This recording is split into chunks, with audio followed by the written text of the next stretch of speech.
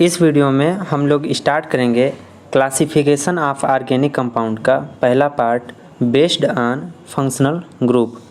Classification of organic compound ये based on functional group. Second part में हम लोग डिस्कस करेंगे कार्बन चेन पे बेस्ड होगा जो, लेकिन अभी इसे डिस्कस कर लेते हैं।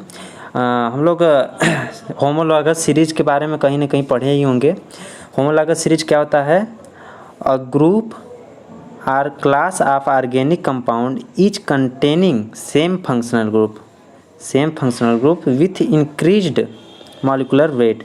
यानी इसके कहने का क्या मतलब है कि एक सीरीज होती है, कई श्रृंखला होती है जो कि एक दूसरे से रिलेटेड होती है और वो क्या होता है, सेम फंक्शनल ग्रुप को कंटेन किए रहते हैं। जैसे कि अगर एल्कोहल यानी OH से रिप्रेजेंट करते हैं तो इसके पीछे जो श्रृंखला जुड़ी हुई है, अब ये हो सकता है कि CH3 से जुड़ी हो या ये हो सकता है कि C2H5 से जुड़ी हो, मतलब किसी से भी जुड़ी हो, ये फंक्शनल ग्रुप क्या होना चाहिए, सेम होना चाहिए। बाकी वो श्रृंखला जो होती है वो कुछ भी हो सकती है, ठीक है।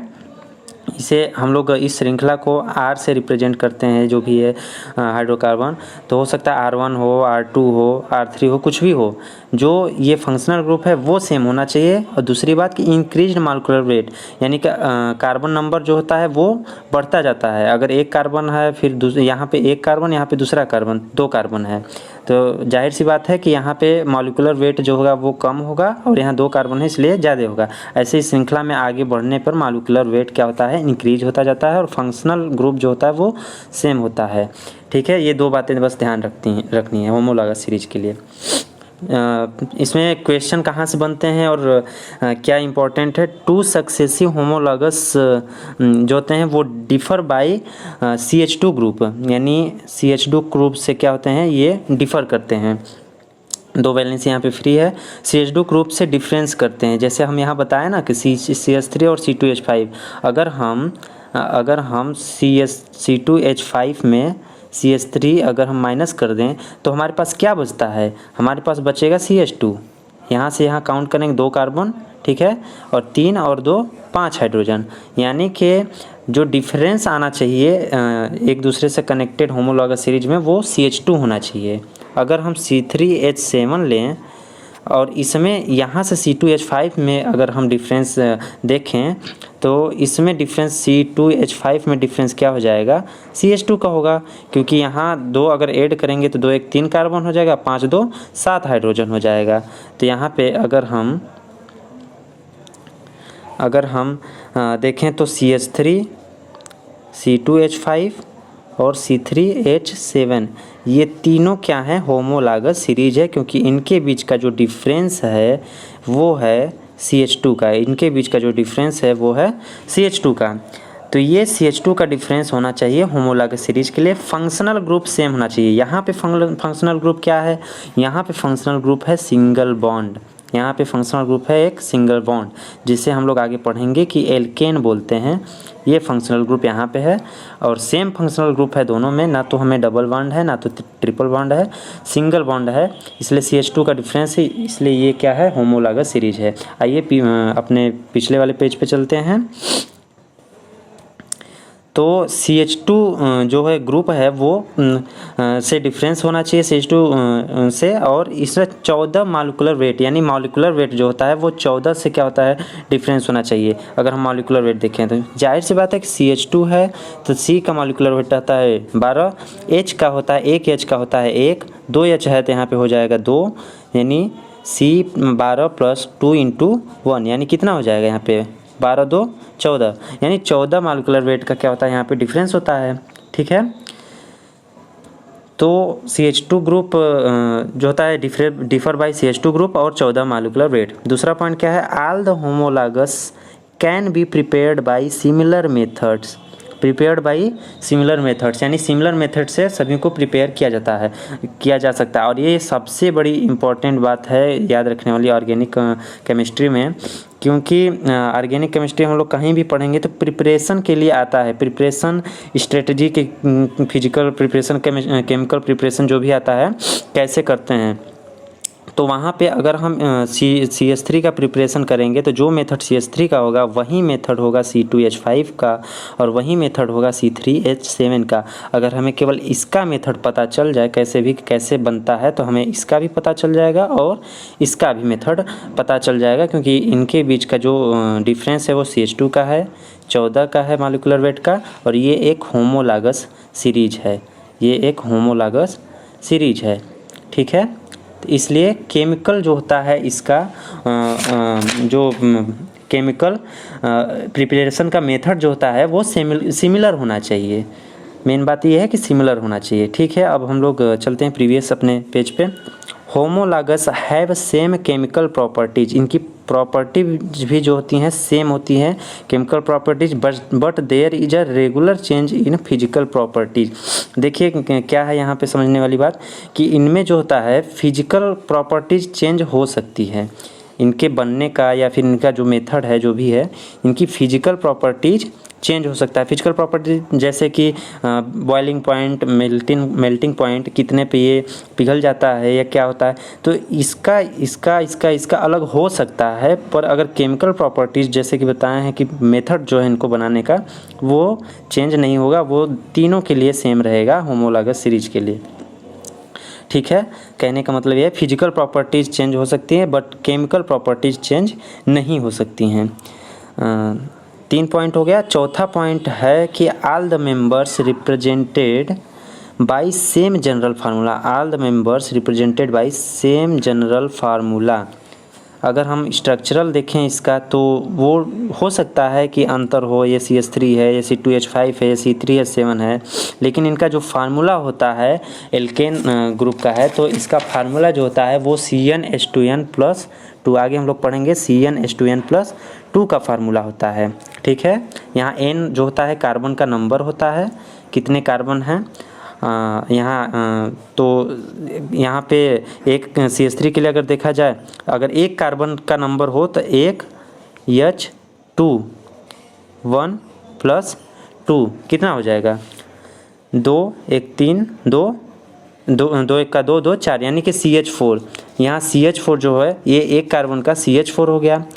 अगर इसी पे CH2 का डिफरेंस कर देंगे तो C2H6 हो जाएगा।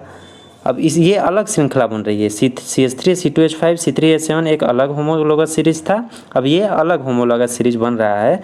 अगर यहाँ पे इस फार्मूला को अप्लाई करते हैं तो इसका फार्मूला CnH2n+2 होता है एल्केन का, तो सेम जनरल फार्मूला होता है। और जैसा कि देखें कि सिमिलर मेथड द्वारा प्रिपेयर किया जाता है। केमिकल प्रॉपर्टीज जो होती हैं वो सेम होती हैं बट फिजिकल प्रॉपर्टीज डिफरेंट हो सकती हैं, और डिफरेंट करते हैं CH2 ग्रुप से और 14 मॉलिक्यूलर वेट से। आइए नेक्स्ट पेज पे चलते हैं हम लोग। यहाँ पे homologous series and functional group को हम लोग डिस्कस करेंगे। होमोलॉगस सीरीज पहला लेते हैं एल्केन, जो जैसा कि हम लोग पहले डिस्कस कर चुके हैं। एल्केन का फार्मूला जो होता है जनरल फार्मूला होता है वो CnH2n+2 होता है, CnH2n+2 ये होता है जनरल फार्मूला ऑफ एल्केन्स। यहाँ पे N जो है कार्बन का नंबर है, ठीक है, नंबर ऑफ कार्बन्स, कितने कार्बन हैं। फंक्शनल ग्रुप जो होता है, फंक्शनल ग्रुप जैसा बताएं सिंगल बॉन्ड, यहाँ पे सिंगल बॉन्ड होता है। एल्केन्स का देखते हैं, एल्कीन्स का ये एल्केन था, एक एल्कीन, एल्कीन का जो होता है वहीं साइक्लो एल्केन का भी होता है। अभी साइक्लो एल्केन आप लोग कंफ्यूज हो रहे होंगे, साइक्लो एल्केन होता है क्या है, अगर जो लोग जानते हैं तो अच्छी बात है। साइक्लो एल्केन होता है एक क्लोज्ड, अगर चेन है कोई कार्बन की क्लोज्ड श्रृंखला है, क्लोज्ड चेन है, तो उसके पीछे साइक्लो IPSC नेमिंग में लगाते हैं। फिलहाल यही जानिए कि जैसे ये क्लोज्ड, जिससे ये सब क्लोज्ड हैं, कार्बन की श्रृंखला जो होती है चेन है ये क्लोज्ड है, तो इसके पीछे, इसके नेमिंग के पीछे साइक्लो वर्ड लगता है। बस इतना भी ध्यान में रखिए, आगे हम लोग इसके बारे में भी डिस्कस करेंगे। तो एल्कीन और साइक्लो एल्केन का जनरल फार्मूला जो होता है वो सेम होता है। तो यहाँ पे देखते हैं CnH2n+2 एल्केन के लिए, एल्कीन के लिए क्या होता है CnH2n होता है, CnH2n, केवल CnH2n, और यहाँ पे फंक्शनल ग्रुप होता है डबल बॉन्ड। एल्काइन के लिए होता है फंक्शनल ग्रुप CnH2n-2 हो जाएगा, -2 और फंक्शनल ग्रुप होता है ट्रिपल बॉन्ड। तो यहाँ पे हम लोग याद रखने के लिए ये भी देख रहे हैं, यहाँ पे +2 है, यहाँ पे +2 हट गया और यहाँ पे -2 हो गया, ठीक है। +2 फिर -2 हुआ, फिर -2 हुआ। तो ये क्यों हो रहा है? क्योंकि CH2 का डिफरेंस था, हम लोग पढ़े थे H2 का डिफरेंस था, ठीक है। तो यहाँ 2 माइनस हो रहा है, ठीक है। तो ये याद करने का ट्रिक हो गया। एल्कोहल एंड ईथर का जनरल फार्मूला क्या होता है? CnH2n + 1, CnH2n + 1, सॉरी ये एल्किल हैलाइड का CnH2n + 1 X, और X जो होता है वो हाइलाइड को रिप्रेजेंट करता है, हाइलाइट को, यानी X = क्या होता है? फ्लोरीन, क्लोरीन, आयोडीन, ठीक है, ब्रोमीन, ये सब हाइलाइड हैं। तो ये एल्किल हाइलाइड का जनरल फार्मूला है CnH2n + 1 X। यहाँ पे इसका जो है इसको रिप्रेजेंट करते हैं X से। एल्कोहल एंड ईथर का जो है general formula, alcohol and ether का CnH2n + 2 और O, CnH2n + 2 O, ये एल्कोहल और ईथर दोनों का फार्मूला है। एल्कोहल को रिप्रेजेंट करते हैं OH से और ईथर को रिप्रेजेंट करते हैं दोनों तरफ वैलेंसी फ्री हो, यहाँ पे कोई कार्बन लगा हो, यहाँ एक तरफ कार्बन लगा, दूसरी तरफ हाइड्रोजन, ये एल्कोहल होगा। दोनों तरफ अगर वैलेंसी फ्री हो ऑक्सीजन की तो वहाँ पे ईथर होता है, उसे ईथर बोलते हैं, ठीक है। एल्डिहाइड एंड कीटोन और कार्बोक्सिलिक एसिड एंड एस्टर, इसको हम लोग अगले पेज में देखते हैं। अब यहाँ पे हम लोग देख रहे हैं एल्डिहाइड एंड कीटोन का, एल्डिहाइड एंड कीटोन का जनरल फार्मूला जो होता है CnH2n और O। वहाँ पे हम लोग पढ़े थे अल्कोहल ईथर का CnH2n + 2O, यहाँ पे CnH2nO है। तो इसका जो रिप्रेजेंट एल्डिहाइड को रिप्रेजेंट करते हैं CHO से, और CHO को और अगर सिंप्लीफाइड करें तो हो जाएगा C�O और H। ऐसा अगर ग्रुप कहीं आए तो वो एल्डिहाइड होगा। और कीटोन को रिप्रेजेंट करते हैं किससे? CO से, और CO को और अगर हम लोग इसको सिंप्लीफाइड करें CO को तो हो जाएगा C�O, और एक वैलेंसी यहाँ कार्बन की खाली है तो यहाँ पे H जोड़ देंगे तो CHO हो जाएगा। यहाँ पे दोनों तरफ हाइड्रोजन नहीं लगे रहेगा, कार्बन लगा रहेगा, यानी केवल CO होना चाहिए। यही डिफरेंस है CHO और CO में। ओके, अब हम लोग देखते हैं लास्ट वाला carboxylic acid and asters. Carboxylic acid and asters, carboxylic acid और एस्टर्स का फार्मूला क्या? CnH2nO2, CnH2nO2, यहाँ O के पास 2 लग गया तो CnH2nO2 इसका फार्मूला है। कार्बोक्सिलिक एसिड का देखें तो COOH, इसको सिंपली COOH लिखते हैं, लेकिन इसको और सिंप्लीफाइड करें तो C♯OH, ये हो जाएगा कार्बोक्सिलिक एसिड। और एस्टर को देखें तो हो जाएगा C♯O और O, बस H के जगह यहाँ पे क्या हो जाता है? R हम बताए थे ना कि R मीन्स क्या होता है? R means CH3, C2H5, C3H7, यानी होमोलॉगस सीरीज कोई जुड़ी हुई हो। ओके, अब नेक्स्ट पॉइंट पे चलते हैं हम लोग। अब हम लोग नेक्स्ट टॉपिक पे चलते हैं। 1 degree, 2 degree, 3 degree and 4 degree carbon and hydrogen. ये अक्सर कॉम्पिटिटिव एग्ज़ाम्स में या बोर्ड में पूछा ही जाता है।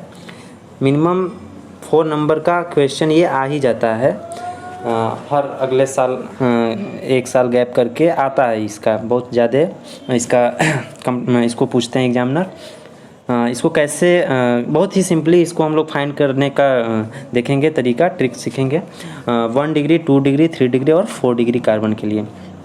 अब जैसे क्या है कि एक कार्बन है, अब इससे अगर केवल एक कार्बन है, किसी से भी नहीं जुड़ा है, तो यहाँ पे डिग्री हम लोग फाइंड नहीं कर पाएंगे। अगर ये कार्बन दूसरे कार्बन से केवल एक कार्बन से जुड़ा है, यानी केवल इस पर्टिकुलर इस कार्बन की बात करें, इस कार्बन की, तो ये केवल अगर एक कार्बन से जुड़ा है और इसका वैलेंसी मान लीजिए फील्ड कर दिए हम, केवल एक कार्बन से जुड़ा है, तो केवल एक कार्बन से अगर जुड़ा है तो इसको हम लोग बोलेंगे 1 डिग्री कार्बन। 1 डिग्री कार्बन केवल एक कार्बन से जुड़ा है तब। इसको भी अगर देखें हम लोग तो ये भी केवल एक ही कार्बन से जुड़ा है, तो ये भी क्या हो गया 1 डिग्री, यानी यहाँ पे दोनों 1 डिग्री कार्बन हो गए। अगर कोई कार्बन 2 कार्बन से जुड़ा है, एक कार्बन और 2 कार्बन, तो यहाँ पे अगर इस पर्टिकुलर कार्बन के बारे में बात करें, यहाँ पे इस कार्बन के बारे में, तो ये 2 कार्बन से जुड़ा है, तो ये कितने डिग्री का हो गया 2 डिग्री कार्बन हो गया। और 2 डिग्री कार्बन हो गया। अब सवाल ये है कि ये जो बाकी के 2 हैं ये कितने डिग्री के हैं, तो यहाँ पे अगर कुछ भी नहीं लिखा है तो हम लोग समझ सकते हैं कि यहाँ पे 3 वैलेंसी इसकी फील्ड होगी हाइड्रोजन के वजह से, और यहाँ पे भी 3 वैलेंसी हाइड्रोजन फील्ड करेगा। तो अगर कोई भी कार्बन इधर नहीं जुड़ा है, केवल हाइड्रोजन जुड़े हैं, कार्बन नहीं जुड़ा है केवल हाइड्रोजन जुड़ा है, तो यहाँ पे ये केवल एक कार्बन से जुड़ा है तो ये 1 डिग्री हो जाएगा, ये भी केवल एक कार्बन से जुड़ा है तो ये भी 1 डिग्री, यानी बीच वाला 2 डिग्री बाकी 1 डिग्री कार्बन है। और देखते हैं, अगर कोई कार्बन 3 कार्बन से जुड़ा है, 3 कार्बन, 1 कार्बन 2 कार्बन और 3 कार्बन, 3 कार्बन से अगर कोई कार्बन जुड़ा है तो उस पर्टिकुलर कार्बन को हम लोग बोलेंगे 3 डिग्री कार्बन, ये 3 डिग्री कार्बन। और ये जो बाकी कार्बन है ये भी अगर किसी भी कार्बन से नहीं जुड़े हैं तो सिंपली हम लोग समझ रहे हैं कि H से ही जुड़ा होगा, 3H से, तो यानी कि किसी भी कार्बन से नहीं जुड़ा है तो ये कितना है 1 डिग्री, ये भी 1 डिग्री, ये भी 1 डिग्री और ये भी 1 डिग्री कार्बन। ठीक है। 4 डिग्री कार्बन किसे कहते हैं, अगर कोई कार्बन 4 कार्बन से जुड़ा हुआ है, 4 कार्बन से, तो इस पर्टिकुलर कार्बन को हम लोग बोलेंगे, इस पर्टिकुलर कार्बन को 4 डिग्री कार्बन। बाकी के अगर कोई भी कार्बन से नहीं जुड़े हैं तो 1 डिग्री 1 डिग्री 1 डिग्री और 1 डिग्री कार्बन। ये तो हम लोग सिंपली समझ लिए। एक चीज़ और समझते हैं, एक नोटेशन होता है, रिप्रेजेंट करने का तरीका होता है। जैसे हम लोग तो ये सिंपली कार्बन और हाइड्रोजन के फॉर्म में लिख रहे हैं, कार्बन और हाइड्रोजन जुड़ा है ऐसे लिख रहे हैं, लेकिन इसको एक रिप्रेजेंट करने का तरीका होता है। जैसे कि अगर हम केवल ऐसे लाइन बनाएं, लाइन ड्रॉप करें, केवल लाइन बनाएं, तो यहाँ पे इसको हम लोग, ये जो एंड हो रहा है इस लाइन का 4 जगह पे एंड हो रहा है, तो इस पॉइंट को क्या बोलेंगे, यहाँ पे समझ लेंगे हम लोग कि यहाँ एक कार्बन है, एक कार्बन यहाँ है, एक कार्बन यहाँ है और एक यहाँ है, ये हम लोग एज्यूम कर लेते हैं। और यहाँ से 3 हाइड्रोजन जुड़ा होगा वैलेंसी पूरा करने के लिए, यहाँ से 2 हाइड्रोजन, यहाँ से 2 हाइड्रोजन और यहाँ से 3 हाइड्रोजन, तो ऐसे हम लोग इसको एज्यूम करते हैं। ठीक है। तो इसको अगर सिंप्लीफाइड किया जाए तो यहाँ पे एक कार्बन है, तो सिंप्लीफाइड करने पे इसको हम देख रहे हैं 3, ये कार्बन लिए, ये हो गया 2, फिर एक कार्बन, ये 2 और आगे का कार्बन जो होगा वो भी 3 से जुड़ेगा। तो इसको सिंप्लीफाइड ऐसे कर सकते हैं। नेक्स्ट पेज पे इसको और बेटर वे में समझते हैं हम लोग। अगर बीच में डबल बॉन्ड है तो इसका मतलब क्या हुआ, इसका मतलब हुआ यहाँ पे कार्बन है, यहाँ पे कार्बन, यहाँ कार्बन, यहाँ कार्बन और बीच में डबल बॉन्ड है, तो इसको अगर हम लोग सिंप्लीफाइड वे में लिखेंगे तो C, एक C, फिर ये वाला C, 2, फिर डबल बॉन्ड लगा है, फिर C, फिर एक C, और इसको हम लोग अपने से फील्ड कर लेंगे हाइड्रोजन। यहाँ 3, यहाँ 2 2 4, यहाँ 2 1 3 1 4, यहाँ 1 2 3 4, अब यहाँ पे हम लोग हाइड्रोजन लगा देंगे। तो ये सिंप्लीफाइड वे में हम लोग लिखते हैं ऐसे, लेकिन ईजी होता है ऐसे लाइन नोटेशन में लिखने पर। अब तो आप लोग समझ गए होंगे अच्छे से। अगर यहाँ पे ध्यान दिया जाए तो अगर इसमें हम लोग देखें कि कौन सा 1 डिग्री है, कौन सा 2 डिग्री, कौन सा 3 डिग्री। इस कार्बन की बात करें तो ये एक कार्बन से अटैच है, 1 डिग्री हो गया। इस कार्बन की बात करें तो ये 2 कार्बन से अटैच हो गया, ये 2 डिग्री कार्बन। इस कार्बन की बात करें तो ये 1 और 2, ये भी 2 डिग्री। इस कार्बन की बात करें तो केवल एक से अटैच है तो ये 1 डिग्री कार्बन। अब हम लोग हाइड्रोजन की भी बात कर लेते हैं। तो जो हाइड्रोजन 1 डिग्री कार्बन से अटैच रहता है उसे हम लोग बोलते हैं 1 डिग्री हाइड्रोजन। ये 1 डिग्री से अटैच है तो इसे हम लोग बोलेंगे 1 डिग्री हाइड्रोजन। ये भी 1 डिग्री से है तो ये भी 1 डिग्री हाइड्रोजन। ये भी 1 डिग्री से है तो ये भी 1 डिग्री हाइड्रोजन हो गया। ठीक है, ये 1 डिग्री हाइड्रोजन। यहाँ पे 2 डिग्री कार्बन है, अगर 2 डिग्री है तो यहाँ पे जो हाइड्रोजन अटैच है वो 2 डिग्री हाइड्रोजन। यहाँ पे भी 2 डिग्री हाइड्रोजन। यहाँ 1 डिग्री से अटैच है 1 डिग्री, 1 डिग्री और 1 डिग्री। आई थिंक आप लोगों को बेटर समझ में आ गया होगा। इसको हम लोग लाइन नोटेशन में सीखते हैं कि कैसे कैलकुलेट करेंगे।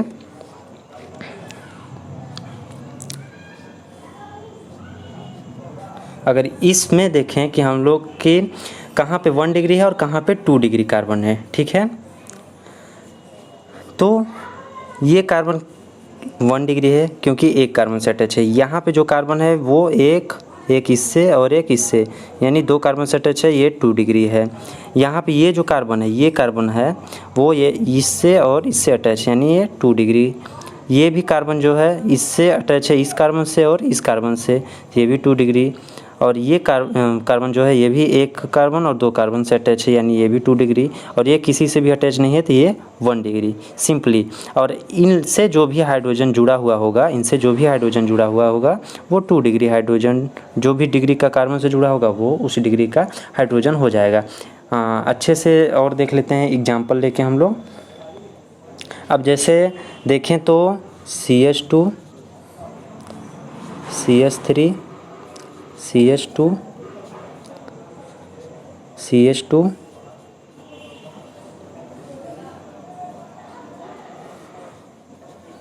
CH2,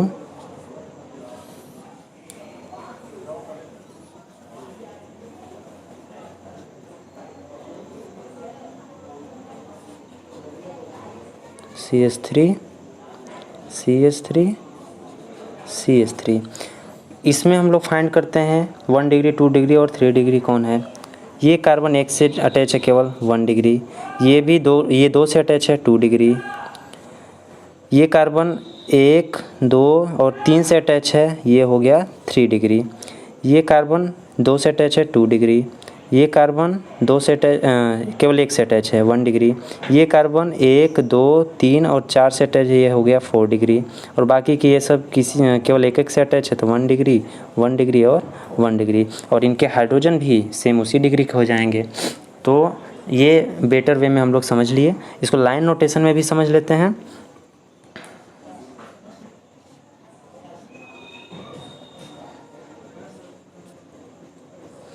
अब इसमें हम लोग देखते हैं कि कौन 1 डिग्री कार्बन है और कौन 2 डिग्री कार्बन है और कौन 3 डिग्री। ये वाला कार्बन जो है, ये वाला, ये केवल 1 से अटैच है 1 डिग्री। ये कार्बन जो है 2 से अटैच है, एक इससे और एक इससे, तो 2 डिग्री। ये कार्बन जो है एक इससे इस कार्बन से अटैच है, एक इस कार्बन से अटैच है और एक इस कार्बन से अटैच है। यहाँ पे भी एक कार्बन है तो ये हो गया 3 डिग्री कार्बन। ये कार्बन केवल 1 से अटैच है, ये हो गया 1 डिग्री। ये वाला कार्बन 1 से, 2 से और 3 से अटैच है तो ये हो गया 3 डिग्री। और ये वाला कार्बन 1 से, 2 से अटैच है तो यानी 2 डिग्री। और ये केवल 1 से अटैच है यानी ये 1 डिग्री और ये भी 1 डिग्री। सिंपल। इसका एक और ट्रिक है। ट्रिक ये है कि जो भी फ्री हो, यानी यहाँ पे फ्री है, यहाँ पे फ्री है, यहाँ पे फ्री है और यहाँ पे फ्री है, तो जितने भी फ्री होते हैं वो 1 डिग्री वाले होते हैं। 1 डिग्री सिंपली उनको 1 डिग्री। और इससे हाइड्रोजन जो जुड़े होंगे वो भी 1 डिग्री होंगे। यहाँ पे 3 हाइड्रोजन होंगे, तीन होंगे 1 डिग्री वाले हाइड्रोजन। 1 डिग्री वाले हाइड्रोजन 3 होंगे। ये बहुत हेल्प करेगा आप लोगों को। यहाँ पे भी 1 डिग्री वाले 3 हाइड्रोजन, तो हम लोग ऐसे 3, 3, 6, 3, 9, 3, 3, 6, 3, 9, 3, 12, यहाँ पे 12 ठो 1 डिग्री हाइड्रोजन आसानी से कैलकुलेट कर लेंगे। ये ज़्यादा हेल्पफुल रहेगा क्वेश्चन सॉल्व करते टाइम पे। ठीक है, एक लास्ट एग्जांपल लेते हैं, उससे बेटर क्लियरिटी आ जाएगी कि कैसे कैलकुलेट करना है।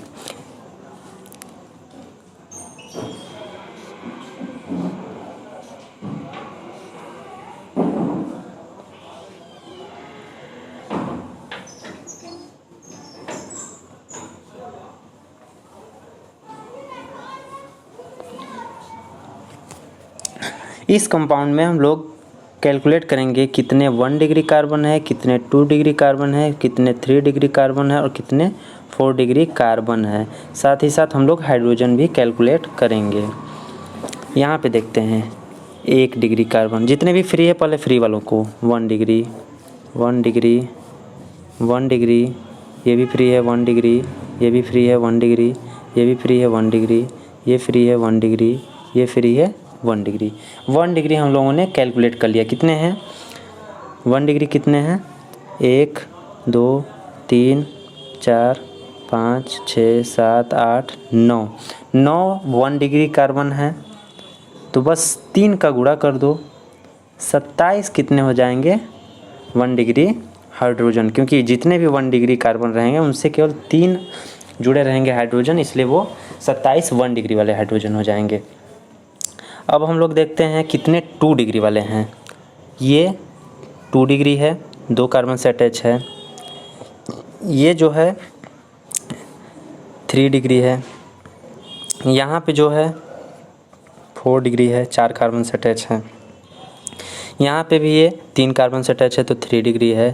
यहाँ पे 3 कार्बन से अटैच है 3 डिग्री है, और यहाँ पे 4 कार्बन से अटैच है तो ये है 4 डिग्री। ठीक है, तो 2 डिग्री हमें केवल 1 मिला है और 2 डिग्री कार्बन केवल 1 है, तो इससे हाइड्रोजन कितने होंगे?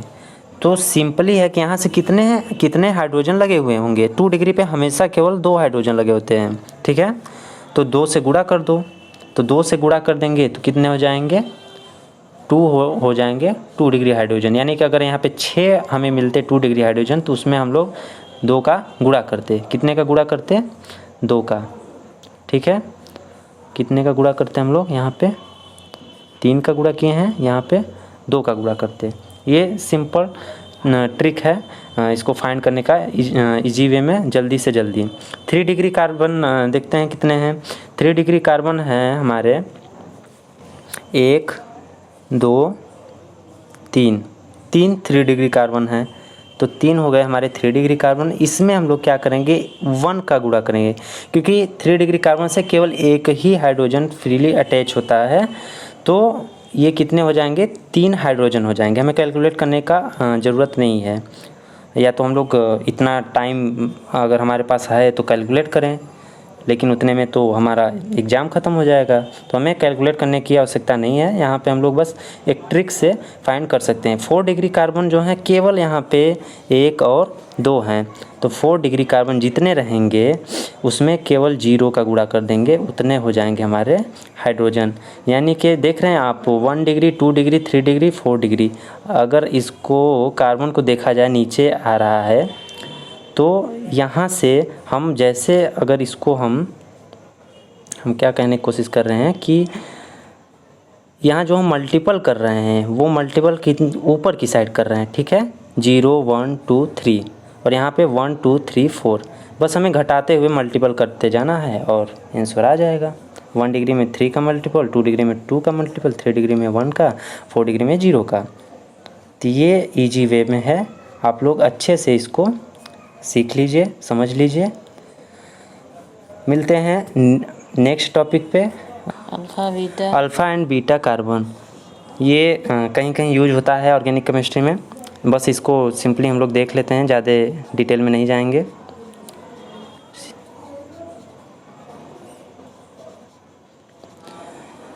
ये एक ऑर्गेनिक कंपाउंड है, तो यहाँ पे अल्फ़ा कौन होगा और बीटा, दो हम ले लेते हैं।